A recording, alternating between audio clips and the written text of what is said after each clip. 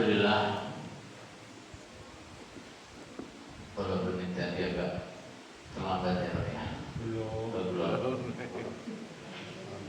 Kita bisa lanjutkan kajian rutin kita, yaitu kita Al-Mu'allim bi Adabil Alim wal Muta'allim.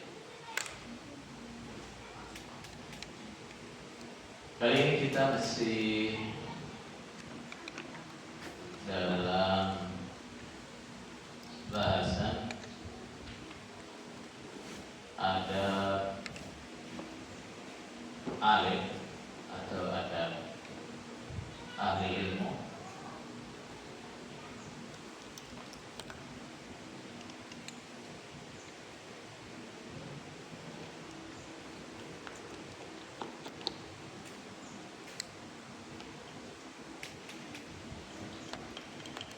Yaitu ada ahli ilmu dalam dars, tidak kajian.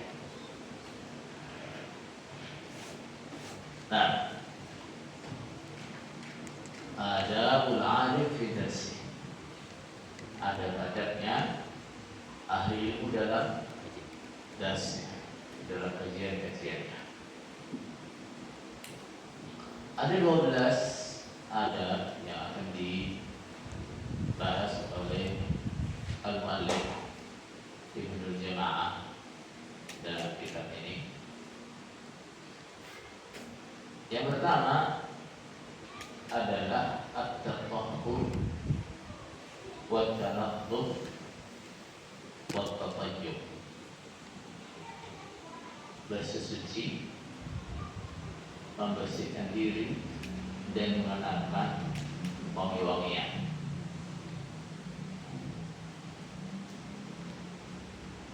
Beliau menjelaskan, "Idza azama ala majlis at-tadris, tatahhara min al-hadathi wal khabath, wa tanaddafa wa tatayyaba." Ketika dia hendak mendatangi majelis tadris, artinya hendak mendatangi kajian, mengisi kajian, hendak mengajar, dianjurkan baginya untuk bersesuci, baik dari hadas maupun dari khabath. Khabath itu najis. Nah, dia berwudu, bila perlu dia mandi seperti mandi janabah. Kemudian begitu juga bersihkan dirinya dari najis, pakai pakaian yang suci, badannya bersih dari najis, pakaiannya bersih dari najis. Kemudian watanaddafa, dan dia bersihkan diri. Bersih itu tidak sekedar suci. Kadang kondisi itu sudah suci tapi masih ada kurang bersih. Misalnya kukunya kotor, kondisinya suci tapi kukunya kotor. Banyak bulu-bulu yang seharusnya dipotong. Badan yang seharusnya dilempar. Ini bagian dari kebersihan. Watatayya, dan memakai wangi-wangian. Kemudian walabisa min ahsani thiyabihi la'iqati bihi baina ahli zamanihi, dan memakai pakaian terbagus yang dimiliki, yang layak, yang pantas untuk zaman dan lingkungan dia. Artinya itu yang sesuai dengan ada umumnya masyarakat itu. Baik, jadi nggak harus pakaian itu berupa gamis seperti itu, enggak. Baik, standarnya gimana? Yang layak, yang pantas, sesuai dengan urufnya, sesuai dengan uruf. Yang penting tidak menyelisihi syariat. Yang penting tidak menyelisihi syariat. Bila urusnya menyelisihi syariat, ya tidak diikuti. Tapi selagi itu tidak menyelisihi syariat, pakaian yang dianjurkan kepada kita itu yang seperti apa? Yang sesuai dengan uruf atau kebiasaan masyarakat situ dipakai seperti apa. Baik. Qasidan bidzalika ta'zim al-ilmi wa tabjil asy-syari'ati. Tujuan dia seperti itu adalah untuk mengagungkan ilmu dan syariat. Nah, karena dia akan menyampaikan ilmu, akan menjelaskan syariat, maka sebagai bentuk pengagungan dia terhadap apa yang dia sampaikan, dia sampaikan itu dalam keadaan badan suci, bersih, wangi, pakaian rapi. Jadi bukan untuk gaya-gayaan atau untuk nilai diri atau kewibawaan diri semata, bukan. Tapi karena pengagungan terhadap ilmu. Baik. Masalah orang menilai baik dia atau mengagumi cara dia berpakaian, bukan tidak penting, tapi maksud utama bukan itu. Maksud utama adalah mengagungkan ilmu dan syariat yang tidak dia sampaikan. Dan ini juga berlaku untuk para penuntut ilmu, orang-orang yang hadir di majelis ilmu, walaupun dia bukan ustadznya. Nah, dia bersikap seperti ini, datang ke majelis ilmu dengan badan yang bersih, badan yang wangi, pakaian yang rapi. Untuk apa? Menghormati ilmu yang akan dia dengarkan. Baik. Wa kana Malik radhiyallahu anhu idza ja'ahu an-nasu li talabil hadits ightasala wa tatayyaba wa labisa thiyaban jududan wa wada'a rida'ahu ala ra'sihi thumma yajlisu ala minassadr wa la yazalu yubakharu bi'amudi hatta yafragh. Di sini Ibnu Jama'ah mencontohkan apa yang dilakukan oleh Al-Imam Malik bin Anas radhiyallahu anhu, Imam Darul Hijrah. Al-Imam Malik rahimahullah ta'ala dikatakan, setiap kali ada orang-orang yang datang mau belajar hadis, apa yang dilakukan oleh Imam Malik? Dia mandi dulu, pakai pakaian yang pakai wangi-wangian, pakai pakaian yang baru, kemudian ridanya, selendangnya diletakkan di atas kepalanya. Baik. Rida, selendang yang dimaksud adalah kain yang panjang yang biasa dibawa orang Arab itu. Dan orang Arab yang dulu atau orang Arab Yaman sekarang masih ada itu. Nah, mereka bawa kain yang kayak syal atau kaliber gitu. Nah, itu dia letakkan di atas kepalanya, dijadikan sebagai apa? Sorban, kalau orang sekarang seperti sorban. Baik. Kemudian dia duduk di atas kursi. Dia duduk di atas kursi. Kemudian selama kajian, selama dia menyampaikan pelajaran, dia terus dikasih wangi-wangian dengan bukhur. Bukhur ngerti ya? Bukhur itu wangi-wangian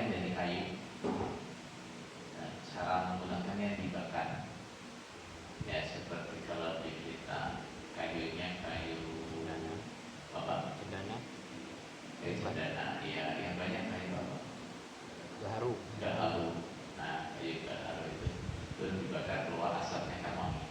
Nah, jadi selama kajian berlangsung ada kayu gaharu yang dibakar di dekat dia. Baik. Apa dia katakan? Qala uhibbu an u'azzima hadits Rasulillah sallallahu alaihi wasallam. Aku ingin mengagungkan hadis Rasulullah sallallahu alaihi wasallam. Nah, kalau bukan ahli ilmu dan para penuntut ilmu yang mengagungkan ilmu siapa? Nah, kita berharap orang lain mengagungkan ilmu.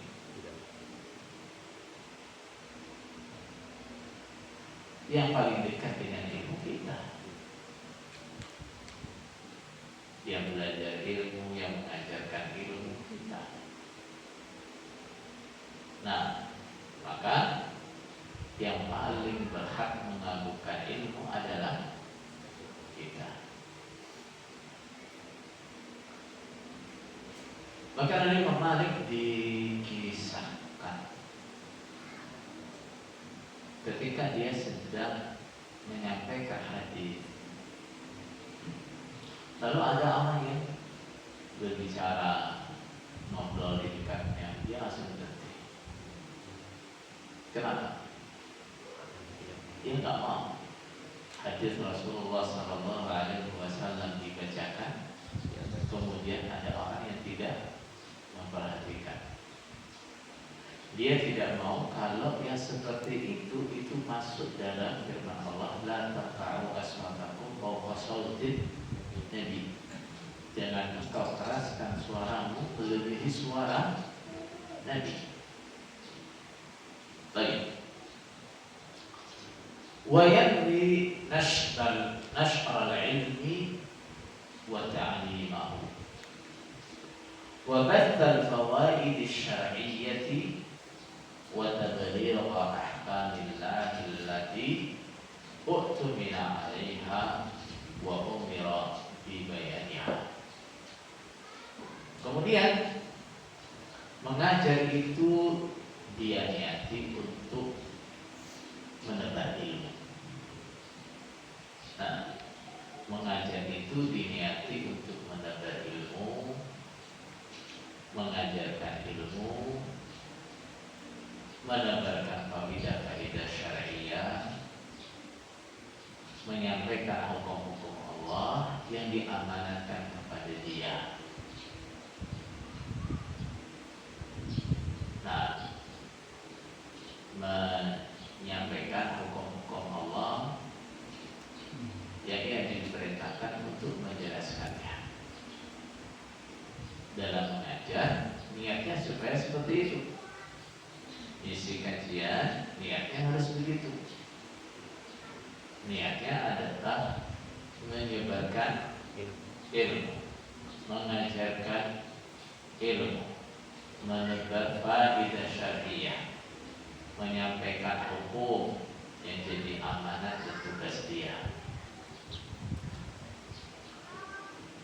Wal-istiyada minal ilm, juga diniati untuk menambah ilmu. Bisa ya? Nah, karena orang itu selama dia menyampaikan ilmu itu dia terus berpikir, ya kan?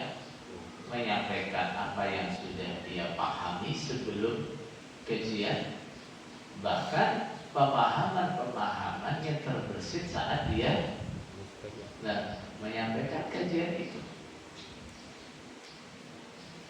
Di samping ketika orang itu menyampaikan ilmu, semakin sering dia ulang-ulang, maka akan semakin melekat maklumat-maklumat itu di dalam ingatan dia. Baik. Wa idhar as-shawabi wa ruju'a ila al-haq. Dia niati pula untuk menampakkan kebenaran. Nah, karena terkadang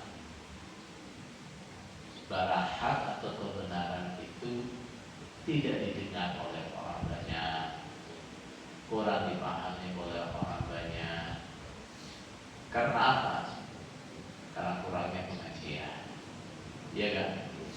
Nah, sudah pengajian kurang, di luar sana banyak orang-orang yang berilmu berbicara banyak lebar, dan banyak orang-orang jahat yang menyebarkan syubhat-syubhat, keracuan-keracuan yang merusak pemahaman orang banyak. Nah, maka saat dia ada kesempatan menyampaikan ilmu, jadikan ini sebagai tujuannya. Apa itu? Menampakkan kebenaran. Warruju'a ilal haq, dan kembali kepada kebenaran. Nah, mungkin sebelumnya kita keliru, salah paham, atau karena ada fitnah apa sengaja memilih jalan yang salah. Nah, dengan mendengarkan kajian, akhirnya ada semangat untuk kembali kepada yang benar. Walijtina ala dzikrillah ta'ala, dan berkumpul untuk zikir kepada Allah Subhanahu wa taala. Nah, saudara sekalian, diterangkan oleh Rasulullah sallallahu alaihi wasallam bahwa ada sekelompok malaikat yang dia itu tugasnya hanya berkeliling dunia untuk mencari majelis-majelis zikir. Disebut oleh para ulama majelis zikir mesti adalah majelis ilmu. Nah, saat mereka ketemu majelis zikir, mereka semua akan berkumpul dan membentangkan sayapnya sampai memenuhi ruang di langit. Mereka terus berdoa meminta ampun, meminta rahmat kepada orang-orang yang di majelis tersebut. Kemudian setelah itu mereka menghadap pada Allah Subhanahu wa taala. Allah tanya tentang mereka, apa yang mereka lakukan? Adalah Allah lebih tahu. Nah, mereka berzikir, mereka meminta sesuatu kepada ya Allah. Apa yang mereka minta? Mereka minta surga ya Allah. Terus apa mereka itu nanti surga? Belum ya Allah. Belum. Terus bagaimana kalau mereka nanti surga? Artinya apa? Nggak ngerti surga saja semangat yang minta begitu. Bagaimana kalau mereka melihat sendiri surga? Mereka ingin dilindungi dari apa? Mereka ingin dilindungi dari neraka ya Allah. Mereka pernah melihat neraka? Belum ya Allah. Bagaimana kalau mereka melihat neraka? Mereka juga meminta ampun kepada ya Allah. Allah mengatakan aku ampuni mereka. Terus mereka tadi mengatakan ya Allah, di antara mereka itu ada orang yang tidak sama seperti mereka. Mereka datang itu dengan keperluan yang berbeda. Nah, yang lainnya itu datang untuk talabul ilmu, berzikir. Yang dia ya karena mungkin masjid dekat dengan jalan, dia datang singgah berteduh istirahat.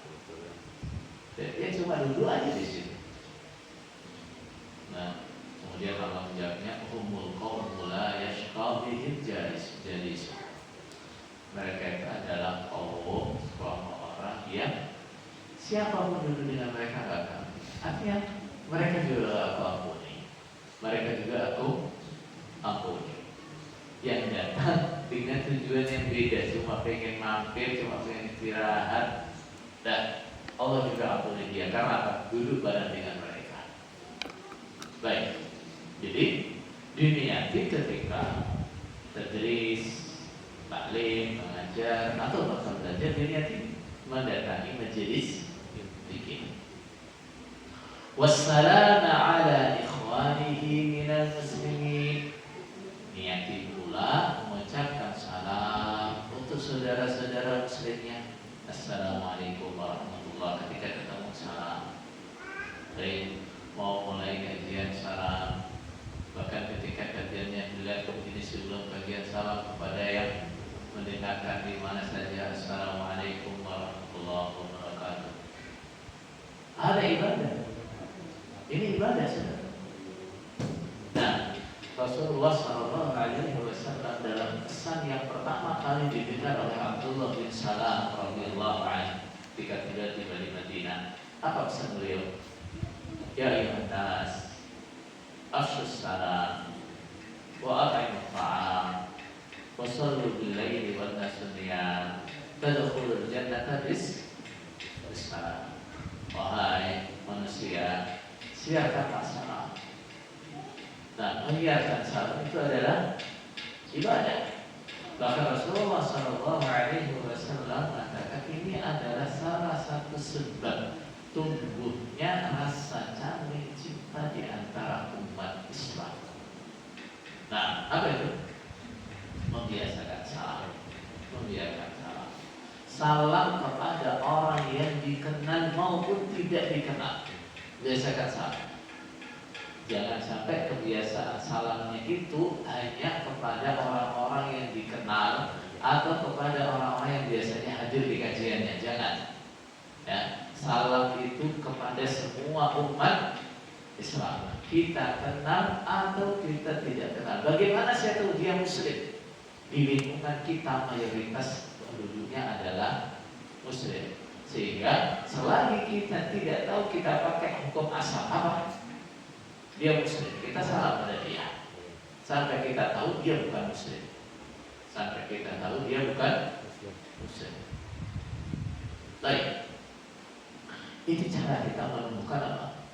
Rasa saling cinta di antara umat Islam. Sederhana kan? Dengan cara apa? Salam. Assalamualaikum. Assalamualaikum. Alangkah indahnya saudara-saudara yang kita bisa kita terapkan. Ketemu siapapun di jalan, Assalamualaikum. Papasan siapapun, Assalamualaikum. Nah, bahkan sahabat-sahabat Rasulullah SAW itu membiasakan salam sampai pada derajat ini. Salah satu dari mereka agak pergi sedikit, hanya terhalang tembok, balik salam. Nah, bisa di sini. Nah, pas kajian semuanya duduk di masjid, ada yang keluar, masuk lagi dia salam lagi. Sampai segitu. Nah, mereka menebarkan salam di antara mereka. Itu sangat penting karena Rasulullah SAW dalam hadisnya ini mengatakan, Wallah la tadkhulul jannah hatta tu'min. Demi Allah, kalian tidak akan masuk surga sampai kalian beriman. Wa la tu'minu hatta tahabbu. Dan kalian tidak akan beriman sampai kalian saling mencintai. Dan resep untuk menumbuhkan rasa saling cinta paling murah adalah dengan menebarkan salam. Baik, siapa dari kita yang biasa salamnya hanya untuk teman kajian? Nah, masih ada yang begitu? Masih dirubah. Salam itu kepada siapa? Semua orang Islam. Sampai kita tahu dia bukan orang Islam. Baik. Kemudian doa lil muslimin walis salafis salih. Dia juga diniati untuk mendoakan kepada semua orang Islam dan semua salafus saleh. Doakan mereka, entah itu di awal kajian atau di akhir kajian, sediakan doa untuk mereka. Maka biasanya para pemateri selalu mendahulukan dalam qadimahnya gimana? Sallallahu alaihi wasallam wa ala alihi wa sahbihi wa man tabi'ahum bi ihsanin ila yaumid disebut dalam doa. Baik. Ini adab yang pertama. Apa yang yang harus dia lakukan sebelum berangkat ke mana? Ke jihad. Nah, mandi dulu bila perlu. Nah, minimal wudu, badannya dibersihkan, pakai wangi-wangian, pakai pakaian terbagus yang dia punya. Kemudian diniati apa? Tampilannya diniati untuk taat pada ilmu yang dia sampaikan. Kemudian mengajar, niatnya untuk menyebarkan ilmu, berbagi faedah, menetapi amanah dan seterusnya niat-niat baiknya yang lainnya. Baik. Yang kedua, ada ketika dia berangkat. Qala idza kharaja min baitihi da'a bid-du'a as-sahih 'an Nabi sallallahu alaihi wasallam. Ketika dia keluar dari rumahnya, dia berdoa dengan doa yang sahih dari Nabi sallallahu alaihi wasallam. Apa itu? Bismillah, tawakkaltu 'ala Allah, la haula wa la quwwata illa billah. Bismillah. Segala sesuatu mulai dengan bismillah. Nah, dalam hadis dikatakan kullu amrin tibalin la yubda'u bi bismillah fa huwa abtar. Segala sesuatu yang penting tidak dimulai dengan bismillah, maka dia akan putus berkahnya. Dia kurang berkahnya. Nah, menuntut ilmu, mengajarkan ilmu adalah salah satu perkara yang paling penting. Nah, awali dengan bismillah. Nah, kita keluar rumah juga itu yang penting. Nah, awali kegiatan kita di luar rumah dengan apa? Bismillah. Tawakkaltu 'ala Allah. Aku berserah diri kepada Allah Subhanahu wa taala. Nah, apapun yang akan kita dapat dari keluar kita nanti, semua kita serahkan kepada Allah Subhanahu wa taala. Ada apapun yang ada di depan kita, kita serahkan kepada Allah Subhanahu wa taala. Nah, tentunya kita tetap berusaha yang terbaik. Nah, tapi namanya usaha itu hanya sebab. Semuanya yang menentukan hasilnya, menentukan apa yang terjadi adalah Allah Subhanahu wa taala. La haula wa la quwwata illa billah. Tidak ada daya upaya, tidak ada kekuatan kecuali dengan pertolongan Allah Subhanahu wa taala. Nah, sekalian. Terkait dengan tujuan mulia ketika keluar rumah untuk menuntut ilmu, ataupun keluar rumah untuk misi apapun. Mengucapkan kalimat ini mengingatkan kepada kita bahwa apapun yang akan menjadi tujuan kita, apapun yang akan kita kerjakan, kalau Allah Subhanahu wa taala tidak memberikan taufiknya, tidak akan bisa. Tidak akan bisa. Nah, kita ucapkan la haula wa la quwwata illa billah. Apa artinya la haula? Tidak ada kemampuan untuk berubah atau beralih dari suatu kondisi ke kondisi yang lain. Kita yang asalnya bodoh gak akan bisa memahami ilmu, mengerti ilmu kecuali dengan pertolongan Allah Subhanahu wa taala. Nah, kita yang asalnya banyak dosa, ingin tobat, nah ingin berubah, gak akan bisa kalau Allah Subhanahu wa taala tidak memberikan taufik. Maka kita ucapkan la haula wa Kita nggak punya kekuatan apa-apa untuk melakukan apapun kecuali kalau Allah melarang. Baik. Qala wa yudimu dzikrallahi ta'ala ila an yasila ila majlis tadris, dan terus mengingat Allah Subhanahu wa taala, zikir terus sampai kata dia sampai di majelis taklimnya.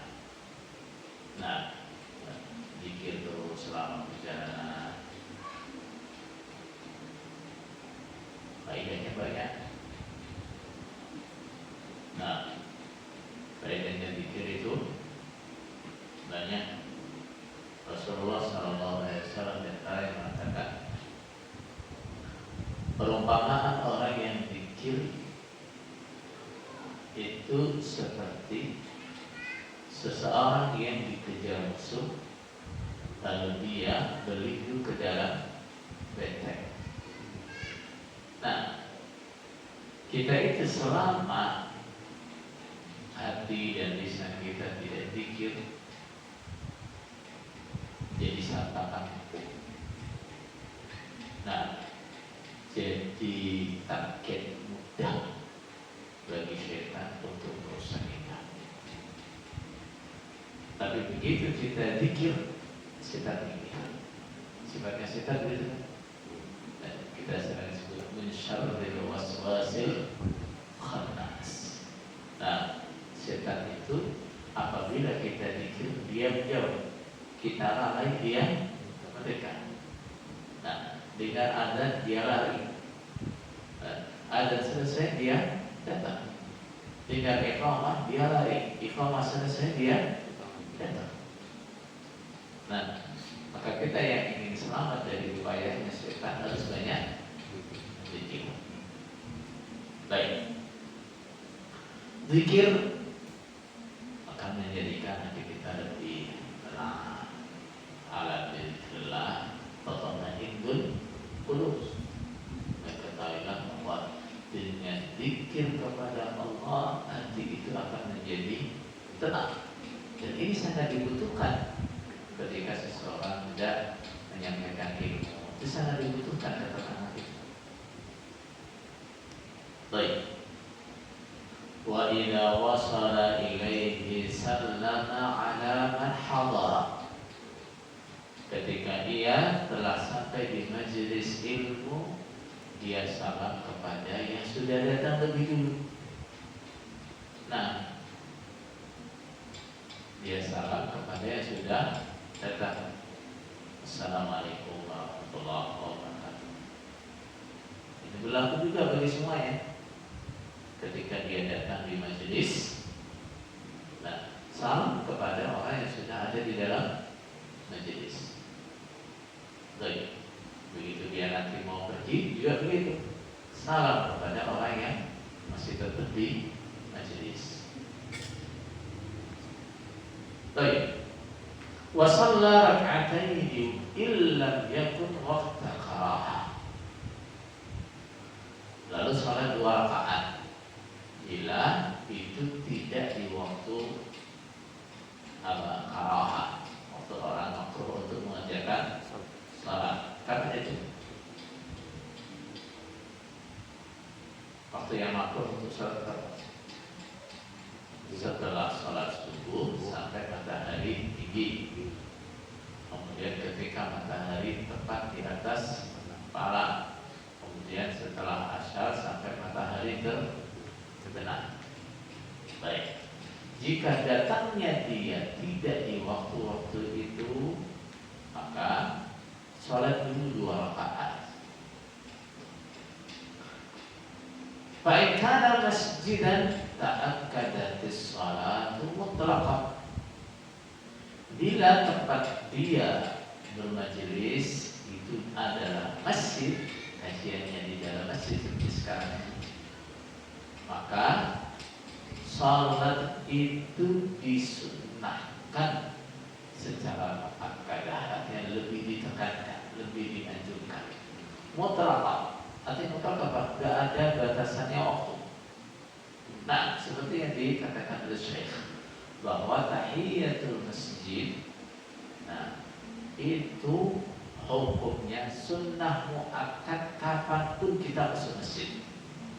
Bahkan walaupun itu dalam waktu karahah, dan walaupun itu dalam waktu karahah, kita masuk masjid setelah sholat subuh tetap disunnahkan tahiyatul masjid. Kita masuk masjid pas tengah hari tetap disunahkan tahiyatul masjid. Kita masuk masjid setelah sholat asar tetap disunahkan tahiyatul masjid. Bahkan salah satu madhab dari madhabnya Dawud Al-Zahiriyah mengatakan tahiyatul masjid itu hukumnya wajib, bukan sunnah, tapi apa? Wajib. Baik. Apa dalilnya kalau itu wajib atau itu sunnah muakkadah? Rasulullah Shallallahu Alaihi Wasallam pernah waktu khutbah ada seorang sahabat namanya Sulaim Al-Ghatafani. Dia masuk masjid. Nah, dia masuk masjid saat Rasulullah Shallallahu Alaihi Wasallam sedang khutbah. Lalu Rasulullah bertanya padanya, kamu sudah sholat 2 rakaat? Dia jawab belum. Rasulullah bilang sholat dulu 2 rakaat. Baik. Hadis ini menunjukkan bahwa tahiyatul masjid itu hukumnya wajib. Nah, hukumnya wajib.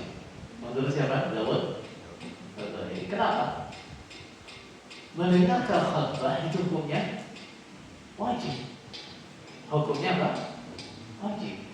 Sesuatu yang wajib hanya boleh ditinggalkan karena yang wajib. Nah, karena yang wajib.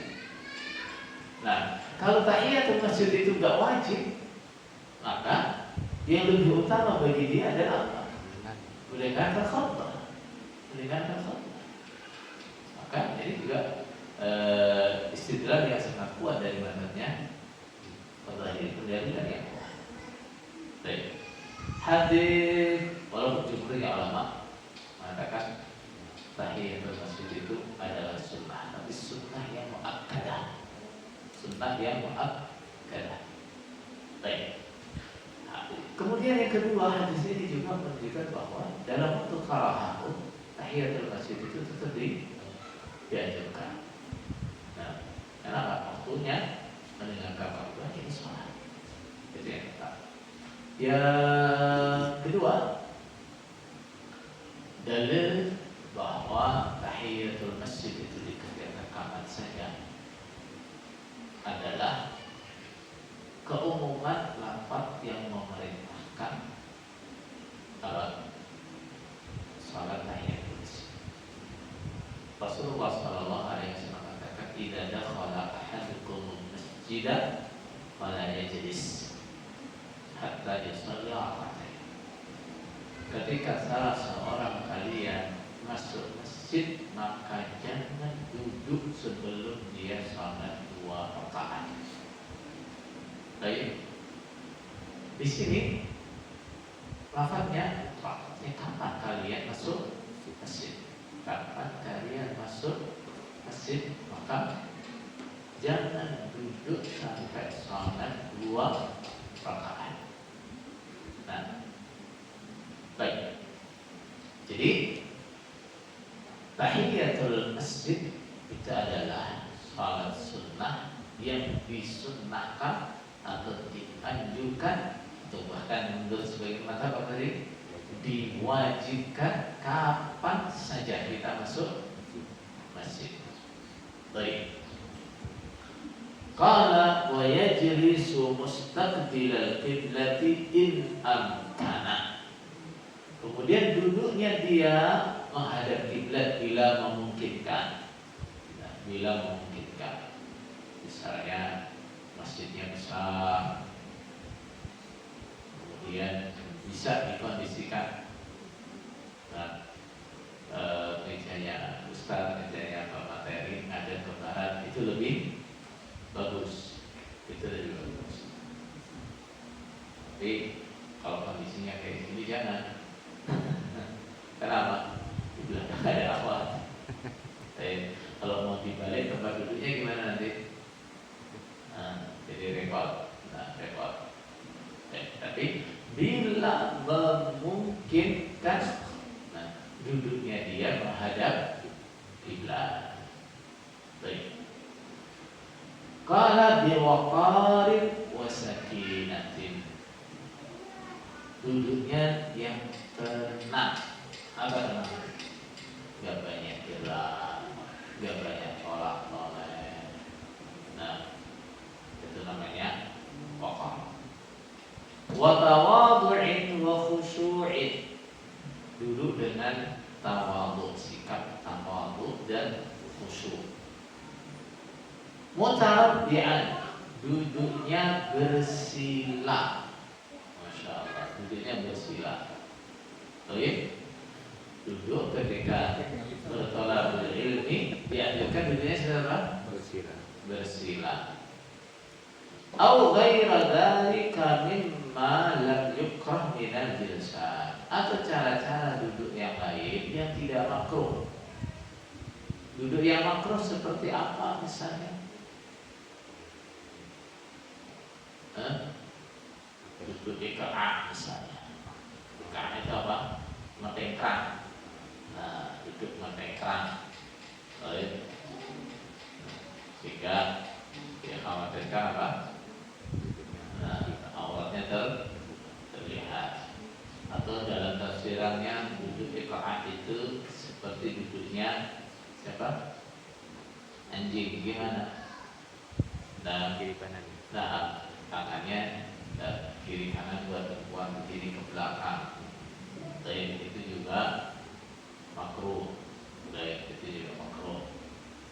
Baik, jadi duduk-duduk yang tidak makruh. Baik. Atau mungkin secara syariat tidak dikatakan atau tidak ada dilarang dalam hal itu, tapi secara tata krama juga tidak baik. Nah, itu kan tidak melakukannya. Namanya adab itu standarnya adalah kebiasaan masyarakat sekitar, namanya ada syariah di situ. Dan selagi dia tidak memiliki syariat, ada standar tata krama yang berlaku di masyarakat itu berlaku. Baik, misal seperti apa?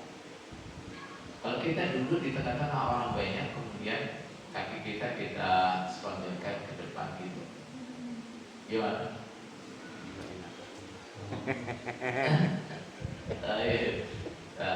Nanti kanan kirinya dapat subuhan kaki kan? Kanan kirinya dapat subuhan kaki. Baik. Kalau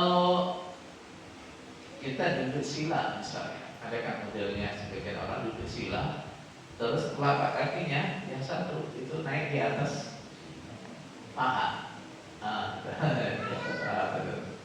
Baik. Sepertinya nggak ada apa-apa, nggak ada masalah. Tapi coba perhatikan. Nah, cara duduk yang seperti itu, selain ya sedikit mengesankan apa? Keangkuhan. Nah, sedikit mengesankan keangkuhan, walaupun sedikit. Baik. Tapi juga dari sisi tadi misalnya orang di samping kita akhirnya gimana? Dapat suguhan apa? Nah, telapak kaki kita. Yang di samping kita dapat suguhan gratis telapak kaki. Baik. Nah, jadi selagi itu duduk-duduk itu tidak bertentangan dengan syariat, dan sesuai dengan standar adat istiadat masyarakat itu cara duduk yang sopan, boleh. Tapi lebih dianjurkan duduknya apa? Bersila atau duduk seperti kita tahiyat. Nah, duduk tasyahud seperti duduk tasyahud. Nah, itu adalah duduk-duduknya orang dalam majelis ilmu. Baik. Kalau di Arab duduk yang kayak Pak Dirman kayak gitu, gak apa-apa. Nggak apa-apa. Nggak apa-apa. Nggak boleh.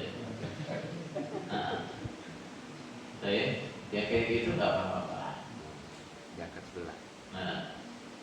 Baik, ya sebetulnya nggak apa-apa. Bukan saya hanya duduk di kursi yang seperti duduknya kayak gitu sambil ngajar. Baik, nggak apa-apa. Artinya setiap masyarakat itu punya standar kesopanan masing-masing. Itu dilakukan. Selagi tidak makruh secara syariat. Oleh masyarakat di situ dianggap wajar, tapi secara syariat makruh boleh nggak? Nggak boleh. Baik. Kemudian, kalau kita saya ke tutup.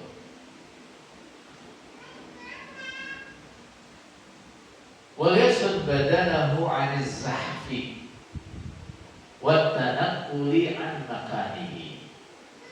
Dia jaga badannya dari bergeser atau berpindah dari tempatnya. Nah, artinya ini khusus bagi siapa tadi? Pengajar ambil ketika dia mengajar, ketika dia duduk. Nah, duduknya yang mutamakkin, dia posisinya yang baik, sehingga badannya nggak morot misalnya, atau nanti pindah-pindah, gerak-gerak, itu jangan. Baik. Wa yadayhi 'anil 'abath.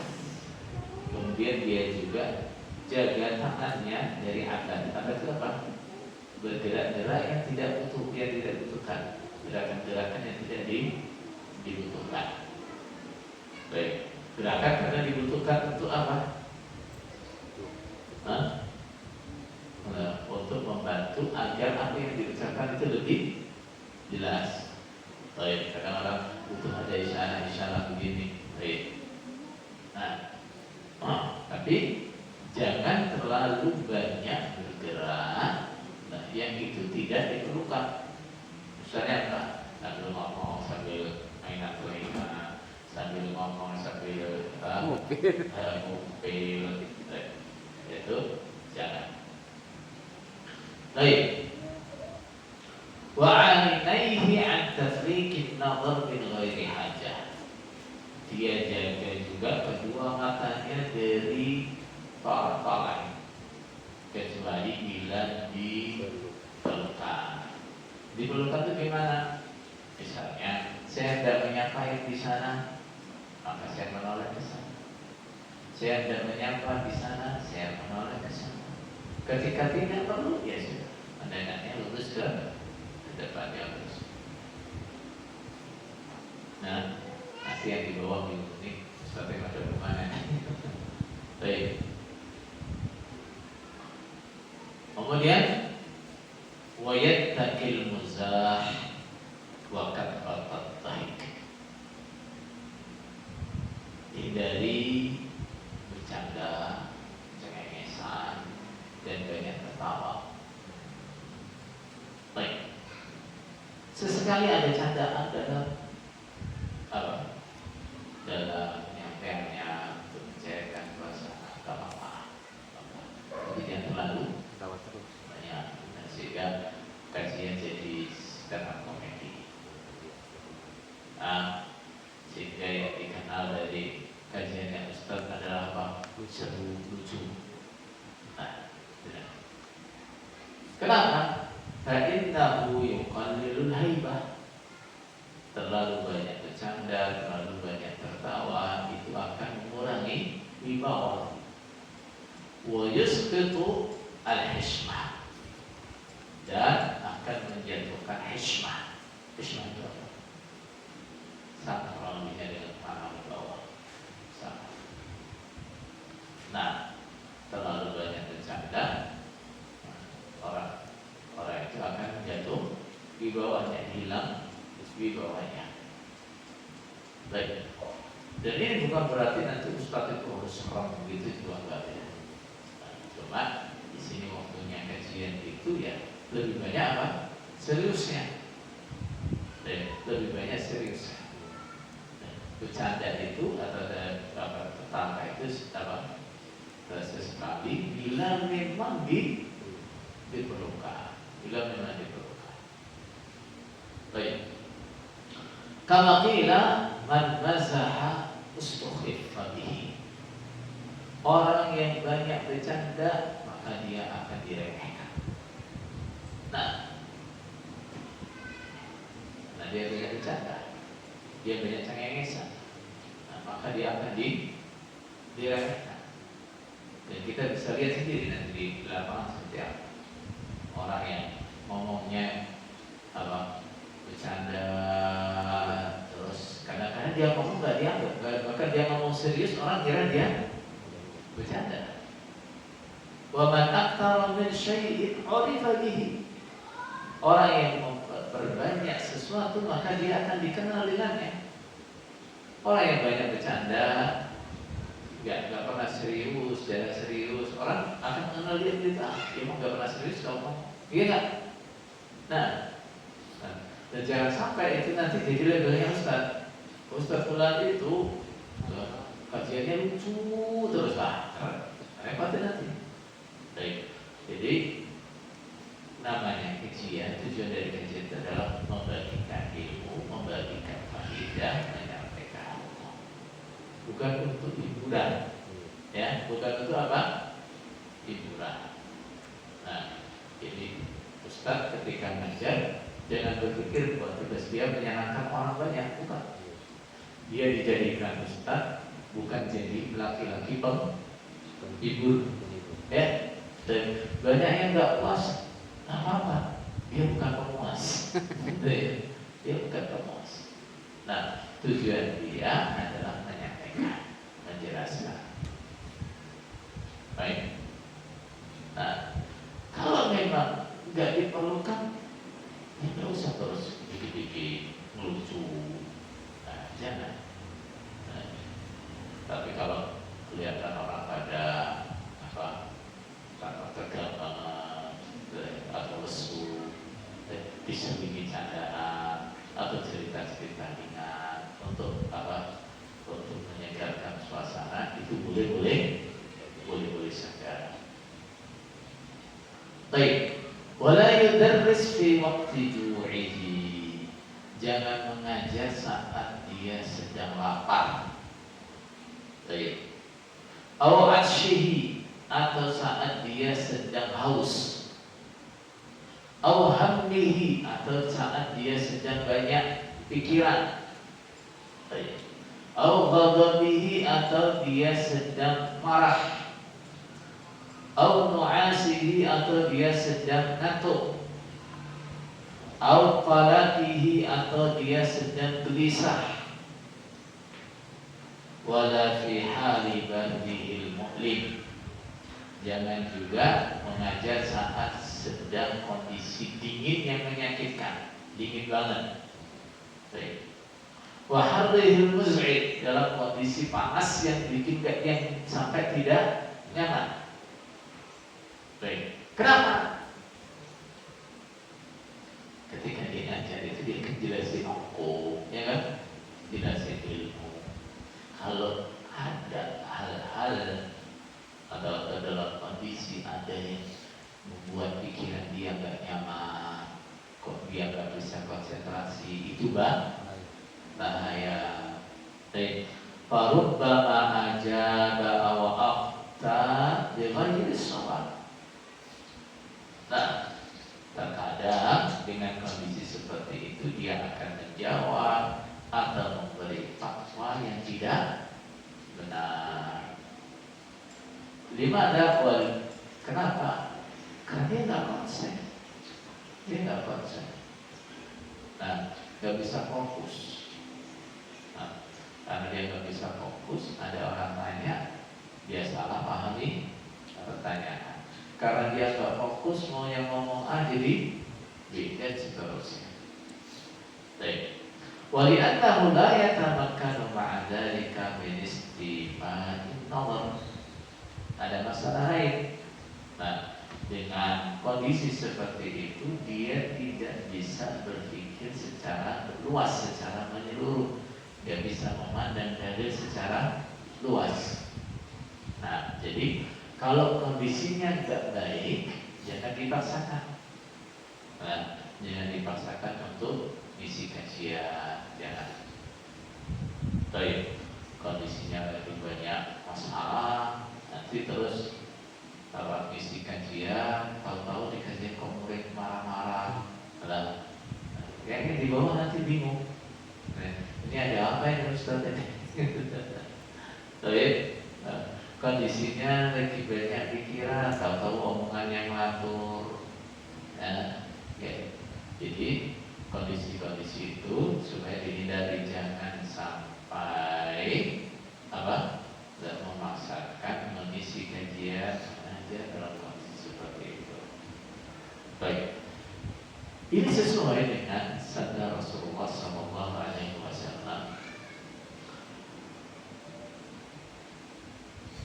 La yahkum ahadun bainan naini wa huwa ghadban.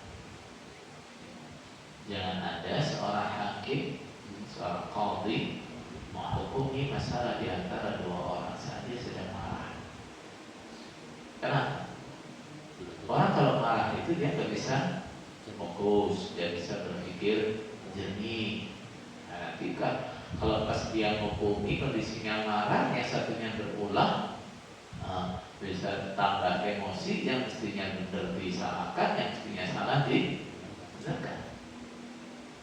Nah, kondisi yang sama kan, atau setidaknya sangat mirip adalah kondisi menyampaikan ilmu. Butuh fokus, butuh dia bisa berpikir yang jernih, butuh konsentrasi. Sehingga kalau ada hal-hal yang bisa merusak konsentrasinya, jangan ngajar keadaan seperti itu. Tapi lapar, makan dulu aja, makan dulu. Baik, Pak Dirman. Nah, kalau datang tanya dulu, keadaannya lapar kan? Kalau lapar makan dulu aja. Jangan nanti tiba-tiba pas kajian suaranya kecil, kenapa? Nah, kondisinya haus, minum dulu. Nah, minum dulu. Nah, lagi banyak pikiran. Waduh, ini nggak bisa langsung. Kalau lapar, haus, bisa makan dulu, minum dulu. Kalau banyak pikiran, berarti perlu apa? Tenangin pikiran dulu. Lagi banyak masalah, terus dihubungi Tat, ini jadwal kajian gimana Tat? Makanya istirahat dulu aja, tidur dulu aja. Nah, kenapa? Kondisi dia tidak baik. Kondisi dia tidak baik, tidak ideal untuk dia menyampaikan ilmu. Nah, karena kalau dia sampai salah, apa itu nanti? Nah, apa? Kondisi ngantuk, dia istirahat dulu. Nah, kondisi lagi gelisah, misalnya gimana? Ada nunggu keluarga datang, keluarga jauh, dia nggak konsen. Nanti pulang balik aja, buka HP, lihat udah datang apa belum. Nah, dan seterusnya. Nah, itu apa namanya? Hal-hal yang harus dihindari pada saat dia hendak mengajar. Baik. Kemudian satu lagi. Yang ketiga adalah dhabtu majlisihi wa tawqiril afadil. Nah, mengatur duduknya, cara duduknya, dan menghormati orang-orang yang fadil, yang memiliki kelebihan. Gimana? Ayyajlisa barizan di jami'il hadirin. Duduk di tempat yang memungkinkan dia dilihat oleh semua yang hadir. Ya, termasuk caranya seperti duduk di mana? Di kursi. Nah, sehingga semuanya bisa melihat dia, semuanya bisa melihat dia. Oke, kalau pesertanya tidak banyak, di bawah juga tidak apa-apa. Kalau biasanya oh adatnya pakai meja ya nggak apa-apa. Tapi kalau untuk di Arab atau Medina itu nggak pakai meja, ya, pakai kursi besar gitu, dari ustadznya nanti duduk bersila di kursi situ. Baik. Wa yuwaqqiru afadilahum, dia beri penghormatan kepada orang-orang yang memiliki kelebihan. Dilihat dari sisi apa? Ilmi, dia dari sisi ilmunya. Oh, di sini ada ahli ilmu, bagian juga hadir di majelis dia misalnya. Beri penghormatan lebih dengan cara apa? Beri kesempatan dia, persilakan dia untuk duduk di depan. Baik, santri-santri dia yang dia kenal dikasih apa? Pakai untuk apa? Mempersilahkan, kasih tempat kepada yang perlu dihormati. Wasin dan usia, yang sepuh-sepuh dipersilakan duduk di depan. Silakan Pak Firman, saya duduk di depan. Dan silakan Pak siapa? Pak Mur, duduk di depan. Itu penghormatan. Jangan sampai di depan penuh, terus ada yang sepuh duduk di pojokan, duduk di jauh. Nah, itu kurang menghormati mereka. Baik. Wassalat, orang-orang yang dimana orang saleh dipersilakan. Wasyara, orang-orang yang punya jabatan yang perlu dihormati. Baik. Wa yarfa'uhum ala hasabi taqdimihim fil imamah. Kemudian dia memuliakan mereka dengan urutan apa? Taqdimihim fil imamah, prioritas mereka dalam mengimami. Baik, yang lebih akal dan para penghafal Quran, kemudian yang lebih sunnah, paling banyak ilmunya, yang paling banyak duluan hijrahnya, paling tua usianya. Nah, itu dijadikan sebagai apa? Dasar untuk dia memuliakan mereka, karena mereka ini adalah orang-orang yang dimuliakan secara syariat, ya kan? Orang yang dia dimuliakan secara syariat dimuliakan di majelis dia. Baik. Wa yatalattafu bil baqi, dan bersikap lembut kepada yang lain. Ini bukan berarti diskriminasi, bukan. Ya, tapi ini adalah orang-orang yang secara syariat harus dimuliakan. Dan yang lainnya dia tetap dia bersikap